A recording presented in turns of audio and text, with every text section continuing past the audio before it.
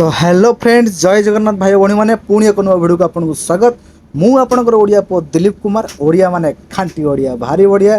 तो आमे भी जा कतर मार्केट को कतर जो सबुठार बड़ मार्केट। तो एठार कल्चर मु आपको देखैबी कि आपण माने देखिबे आ एठार कल्चर को भली लोक आ केमती कोन एठी मार्केटिंग करंती सेटा आमे एक्सप्लेन करबा। तो जिबा पूर्व आपको मु देखाइबा चाहबी एटा होजा हम कंपनी रो बस पार्किंग। तो आमे एठी की जिबा बस पार्किंग जिबा बस बे लाइन लागिछि आम कि जी पिला कथा भेटा चलते। तो गाइस फाइनली आप देखिए मो भाई अच्छा बड़ भाई मनोज भाई और अरुण भाई और सनातन भाई ये भाई जगह आम मिसिक जीवु आ मजा मस्ती सहित बुलू मार्केट देखा आपन को जीवा भिजुआल किसी देखा। तो चलते फाइनाली आम ए बस भितर को पहुँची गलु। तो बस भितर सीट मिल जाइए देखुए पछर भिजुआल बस भितर माहौल भी बहुत गरम अच्छी किसी कथा ना बस भितर एसी भी अच्छी ठंडा भी चलती।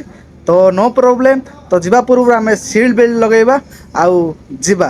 तो चलते ता पूर्व मुझे किसी बाहर दृश्य देखी देखु।